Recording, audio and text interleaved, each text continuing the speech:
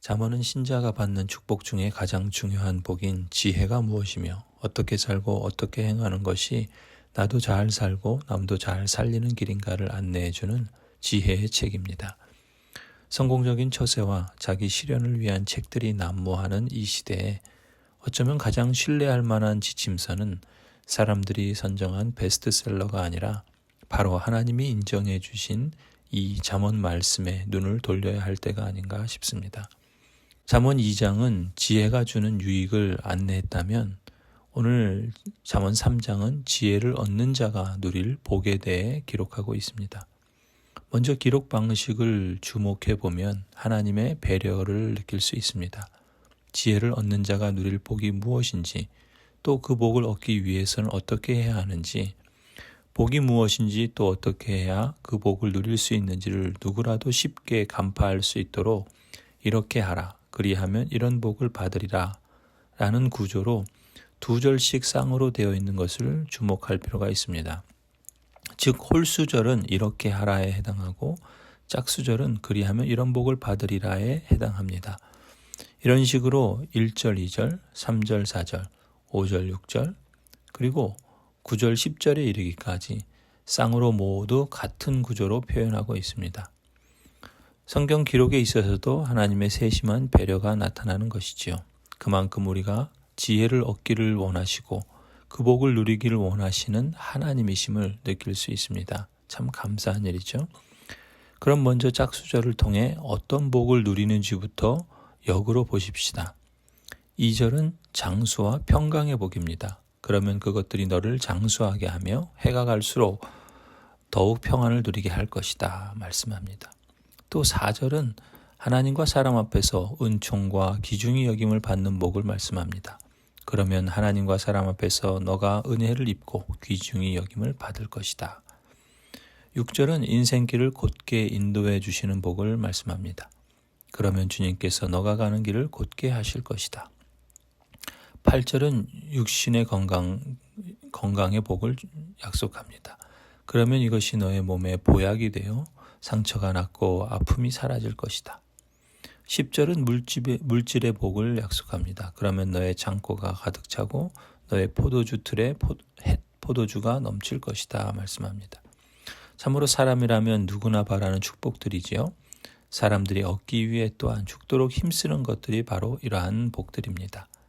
이 땅에서 살면서 평화의 행복과 풍요와 건강을 누리는 복, 이것이야말로 성경이 말하는 샬롬, 바로 샬롬이 이 모든 것을 포함하는 표현이죠. 그렇다면 이러한 복을 얻기 위해서 어떻게 해야 하는가? 이렇게 하라 안내하는 홀수절을 주목해 보십시다. 1절, 아이들아 내 가르침을 잊지 말고 내 계명을 너의 마음에 간직하여라. 그러면 그것들이 너를 장수하게 하며 해가 갈수록 더욱 평안을 누리게 할 것이다 약속합니다. 3절, 인자와 진리를 저버리지 말고 그것을 목에 걸고 다니며 너의 마음속 깊이 새겨두어라. 그러면 하나님과 사람 앞에서 너가 은혜를 입고 귀중히 여김을 받을 것이다 약속합니다. 5절, 너의 마음을 다하여 주님을 의뢰하고 너의 명철을 의지하지 말아라. 너가 하는 모든 일에서 주님을 인정하여라. 그러면 주님께서 너가 가는 길을 곧게 하실 것이다 말씀합니다. 7절, 스스로 지혜롭다고 여기지 말고 주님을 경외하며 악을 멀리하여라. 그러면 이것이 너의 몸에 보약이 되어 상처가 낫고 아픔이 사라질 것이다 약속합니다. 9절, 너의 재산과 땅에서 얻은 모든 첫 열매로 주님을 공경하여라. 그러면 너의 창고가 가득 차고 너의 포도주 틀에 통해 햇포도주가 넘칠 것이다 약속합니다. 이처럼 홀수절의 공통점은 첫째로 모두 하나님을 가까이 하는 것입니다. 그런데 현실을 보면 많은 사람들의 경우 주객이 전도되어 있는 것이 안타까운 현실이지요. 즉 짝수절이 약속하는 축복을 누리기 위해 홀수절처럼 하나님을 가까이 하는 것이 아니라 축복을 얻기 원하지만 정작 그 복의 근원이 되시는 하나님을 경외하지 않고 오히려 멀리하는 것은 참으로 안타까운 일입니다. 홀수절의 두 번째 공통점은 하나님의 성품에 주목하고 그것을 추구한다는 점입니다. 어쩌면 너무나도 당연한 이치이지요. 거듭난 그리스도인으로서 우리는 더 이상 죄의 자녀가 아니라 하나님의 자녀가 되었습니다. 그러니 마땅히 우리가 추구하는 것은 아버지 되시는 하나님의 성품을 담는 것이지요. 특히 3절에 인자와 진리를 저버리지 말고 목에 걸고 다니며 마음속 깊이 새겨두라 말씀합니다. 여기서 인자는 사랑으로 받아주고 품는 것이죠. 진리는 옳음과 그름을 예리하게 분별하는 것입니다. 느낌으로 보면 인자는 따뜻하고 진리는 차가운 느낌이 듭니다. 그래서 인자와 진리는 함께 어울리는 단어 같지 않습니다. 하지만 이 둘은 하나님의 성품 가운데 하나로 녹아 있습니다.